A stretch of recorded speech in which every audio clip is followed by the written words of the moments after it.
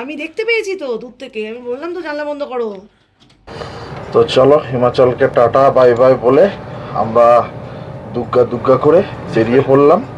দেখো আমরা পাহাড়ের লাস্ট রাজমা নিয়ে নিয়েছি, রাজমাটা ভালো গন্ধ বেরিয়েছে, রাজমা চাওয়ালে নিয়েছি।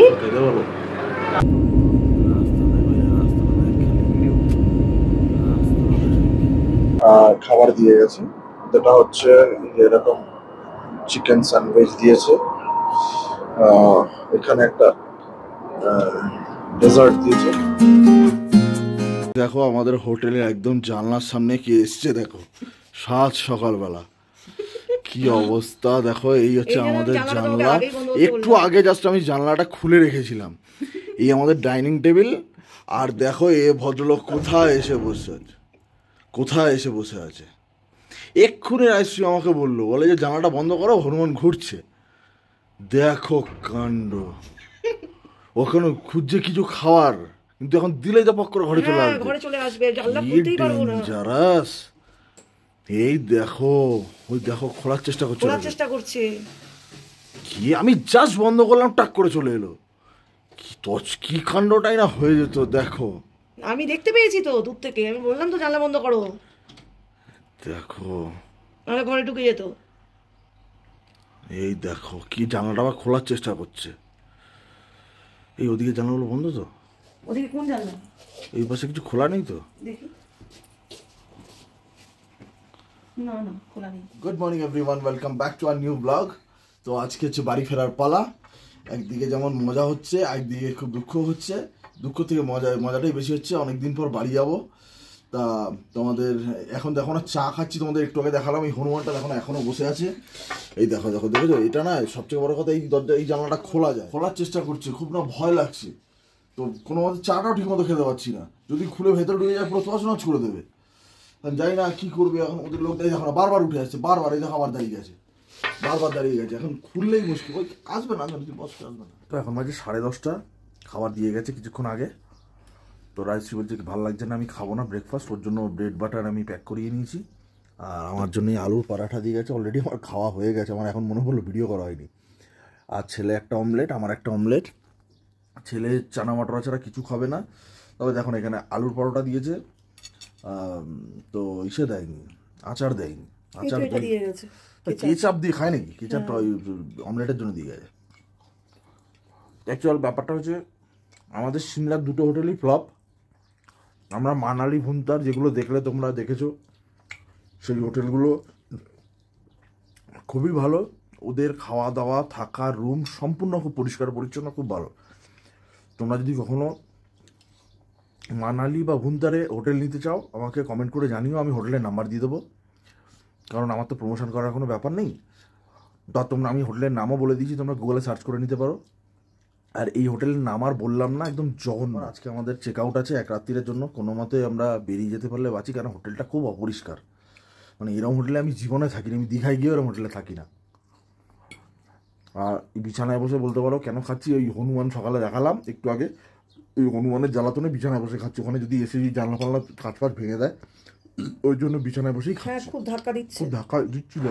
তো আমরা গাড়িতে উঠে গেছি, আর হোটেলটা হচ্ছে এই যে, ঠিক এইটা হচ্ছে হোটেল। মানে হোটেলের না ওপরে কিছু নেই, যা আছে সব বেসমেন্টে, আর ওপরে হচ্ছে গাড়ির পার্কিং। এটা হচ্ছে সমস্যা। আমরা এই হোটেলে, এটা হচ্ছে মেন রোডের একদম সঙ্গেই।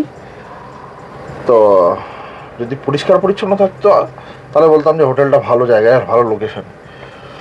আর হচ্ছে এখান থেকে আমরা এখন যাব সোজা চণ্ডীগড় থেকে মাঝখানে দাঁড়িয়ে খাবো। কারণ সবাই তো ব্রেকফাস্ট করলাম আমরা সেই 10:30টার সময়, খাবো, খেয়ে দিয়ে আবার একদম চণ্ডীগড়ে ঢুকে যাবো। তো চলো হিমাচলকে টাটা বাই বাই বলে আমরা দুগ্গা দুগ্গা করে বেরিয়ে পড়লাম। চলো এবার বেরোই, রাস্তায় তোমাদের সঙ্গে যা যা করবো তাই শেয়ার করবো, কীভাবে আমরা বাড়ি পৌঁছাই। চলো। 2.5 ঘন্টা জার্নি করে চলে এসেছি। আজ আমার পেটটা একটু খারাপ, ব্রেকফাস্টও করিনি আমি, কালকে রাতে খাইও নি, তাই এখন নিলাম এই বিস্কুটটা দেখতে খুব ভালো লাগলো। আর কোল্ড ড্রিঙ্কস নিলাম, আর নেবে চা অর্ডার দিয়েছি, আসছে, খেয়ে তারপর আবার বেরিয়ে যাবো। তো আমরা বেরিয়ে গেছি, আবার চা খেয়ে একটু দাঁড়ালাম, তারপর আবার বেরিয়ে গেছি। চলো পৌঁছাই, কতক্ষণে দেখি, দুপুর আবার লাঞ্চের জন্য দাঁড়াবো। এয়ারপোর্ট যেতে আর 1 ঘন্টা মতো বাকি আছে, কিন্তু আমাদের হাতে অনেক সময়, আমাদের সেই রাত্রি 10টায় ফ্লাইট। তা এখন ভাবছি কি করবো, বুঝতে হচ্ছে নাকি একটা একটা করে ভাত খাওয়া সময় কাটাবার জন্য। এই যে দেখো আমরা পাহাড়ের লাস্ট রাজমা নিয়েছি, রাজমাটা ভালো গন্ধ বেরিয়েছে, রাজমা চাওয়ালে নিয়েছি, আর হচ্ছে অমলেট আসছে। 3 জনেই নিয়েছি রাজমা চাওয়াল। আমার ছেলে খেতো না, কিন্তু এখানে এসে বলছে রাজমা চাওয়াল খাবো, কোনো অসুবিধা নেই, ওরও খেতে ইচ্ছা করছে। আর আমার তো রাজমার ডাল খুব ভালো লাগে খেতে।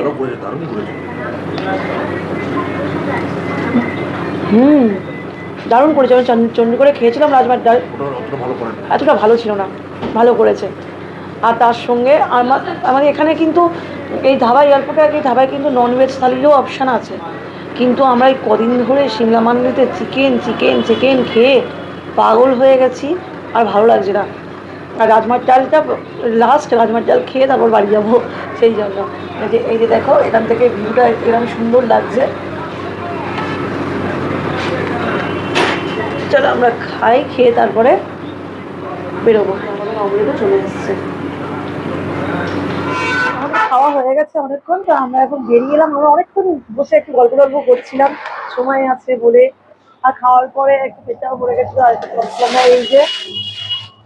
এই খাবারটা খুব ভালো। এয়ারপোর্ট যাওয়ার আগে অনেকটাই আগে, প্রায় 1 ঘন্টাও আগে না, হ্যাঁ প্রায় 1 ঘন্টা 1.5 ঘন্টা 1 ঘন্টা আগে।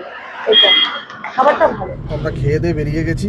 এই যে হিমাচলের বর্ডার আমরা এখন ক্রস করছি, এরপরে আমরা এন্টার করে যাব হরিয়ানায়। তো 8 দিন হিমাচলে ছিলাম, একটা খারাপ লাগা কাজ করছে। আর সব থেকে বড় জিনিস হচ্ছে কাজ করছে গিয়ে বাবা মার সঙ্গে দেখা হবে। আর এখানে এখন হরিয়ানায় ঢুকবো, হরিয়ানা থেকে পাঞ্জাবে ঢোকা মানেই চণ্ডীগড়ে চলে আসা। তো চলো যাবো, এখনও দেরি আছে, ঘন্টাখানেক মতো বাকি আছে। মাঝখানে যদি পারি একবার চা খাবো, কারণ আবার ভেতরে গিয়ে কখন কি পাবো না পাবো, কেন চেক ইন করতে তো অনেক টাইম লাগে, সিকিউরিটি চেকিংয়ে। তো চলো যাই। আচ্ছা এটা হচ্ছে হরিয়ানা, হিমাচল প্রদেশ এন্ড হচ্ছে এখান থেকে, এই দেখো। আর আমরা হরিয়ানাতে এন্টার করে যাচ্ছি। এই যে হরিয়ানায় জাস্ট এন্টার করে গেলাম, আমাদের একটু আগেই বলছিলাম। এবার হরিয়ানা থেকে পাঞ্জাব ঢুকে তারপর চণ্ডীগড় ঢুকবো আমরা। চলো।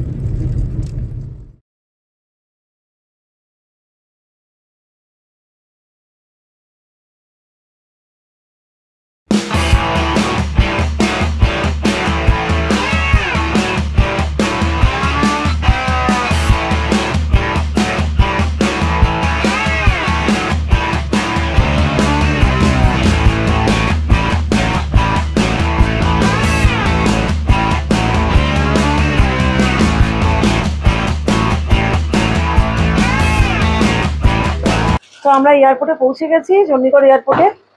এবার লাগেজ নিয়ে যাওয়া হচ্ছে। দেখি বোর্ডিং এ কি লাইন আছে।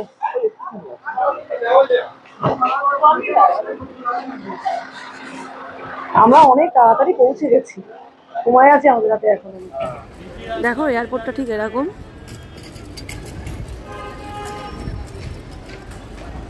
চলো আমরা এবার একটু ভেতরে যাই। তো আমরা এখন এয়ারপোর্টে এন্টার করে গেছি। এইবার ব্যাপারটা হচ্ছে আমরা অনেকক্ষণ আগেই এন্টার করে গেছি, প্রায় 6:45-র মধ্যে। এইবার বলছে আমাদের বোর্ডিং শুরু হবে হচ্ছে 7:30টায়। তো এখন আমরা বসে আছি, এই যে সব বসে আছে, আর এই যে আমাদের লাগেজ সব নিয়ে বসে আছি আমরা। তো বোর্ডিং শুরু হবে, এখন বাজে হচ্ছে 6:30। বোর্ডিং শুরু হবে, 1 ঘন্টা এখন বাকি, তারপরে আমরা ভেতরে যাব।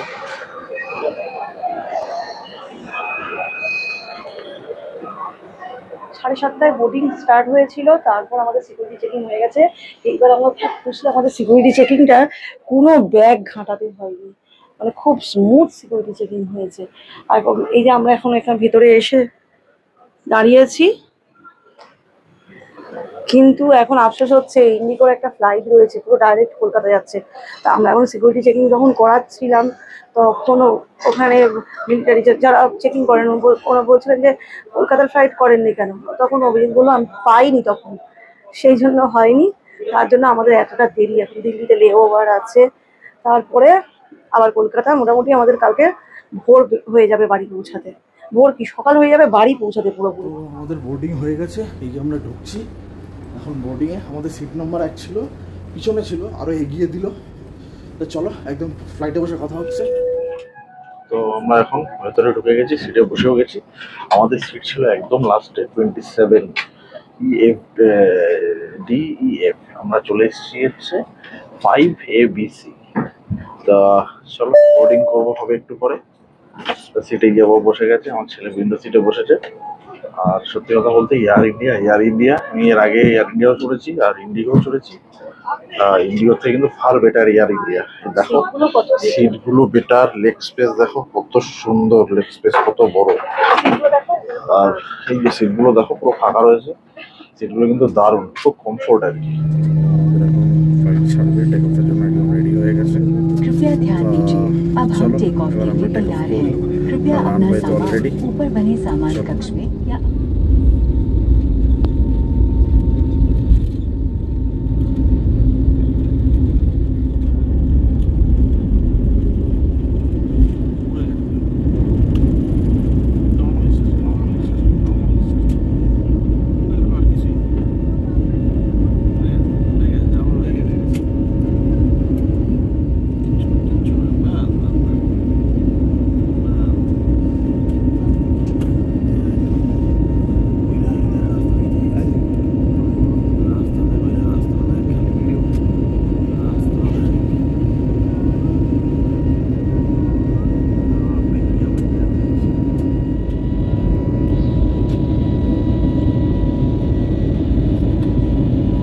তো আমাদের ফ্লাইট টেক অফ করে গেছে।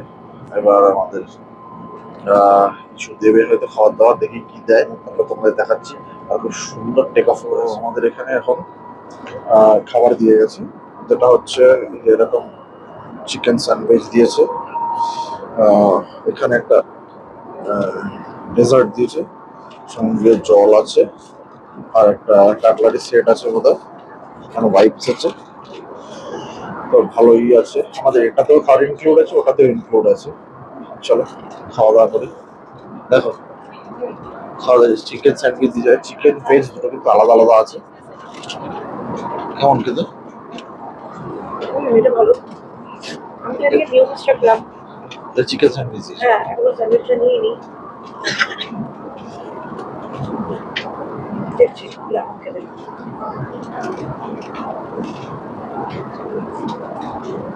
মনে ভালো খেতে।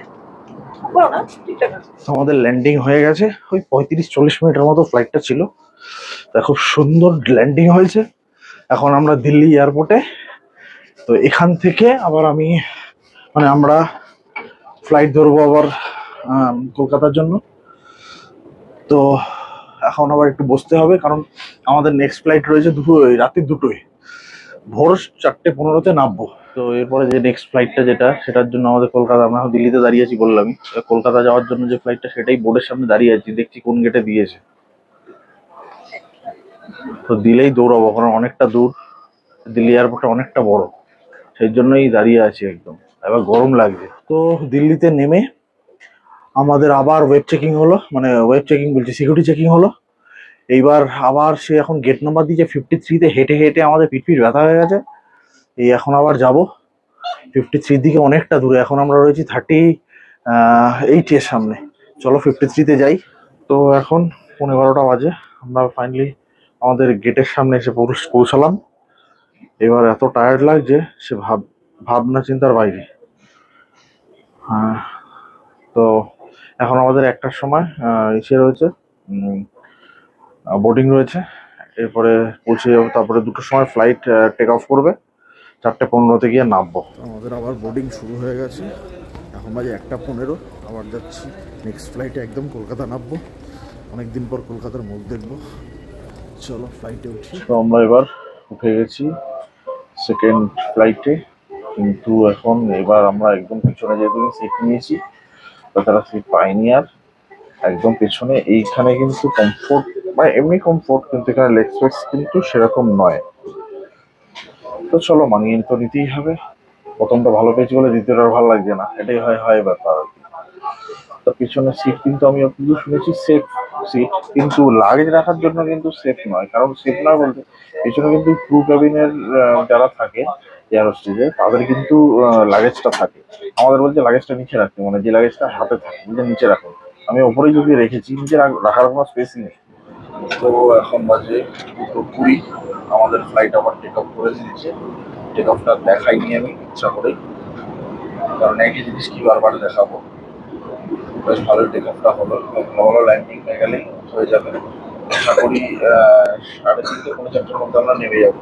তো আমাদের এখন খাবার দিয়ে দিয়েছে, আমরা মাঝার কাছে খাবো। রাত্রি 3:30 বাজে।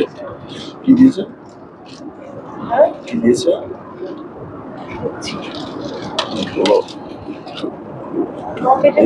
এই যে আমাদেরও দিয়েছে, মানে আমাকেও দিয়েছে, আইসিকেও দিয়েছে। পরাঠা চিকেন আর চিকেন আছে। ঠিক আছে, এবার ডেজার্ট আইটেম আছে, জল আছে। চলো খাওয়া দাওয়া করি। তো এখন বাজে 4:15 আর আমরা ল্যান্ড করে গেছি। তো এখন যাবো বেল্টে। বেল্টে ব্যাগ নিতে যাব। তা আর কি আছে, আমাদের মানালি টোটাল হিমাচল ট্রিপ কেমন লাগলো সেটা অবশ্যই আমাদের কমেন্ট করে জানিও। আর চ্যানেলটিকে ভালো লাগলে সাবস্ক্রাইব করে দিও। এরপরে আবার একটা সিরিজ আসতে চলেছে, সেটাও আশা করি খুব ভালো লাগবে। সেটা খুব পপুলার সিরিজ, মানে পপুলার জায়গার সিরিজ। তো চলো আজকের মতো ভিডিওটা এখানে শেষ করি। এখন বাজে 4:15, যাবো বাড়ি। আর কিছু দেখাবার নেই। টাটা, নেক্সট দিন দেখা হবে আর একটা ভালো ভিডিও নিয়ে। টাটা।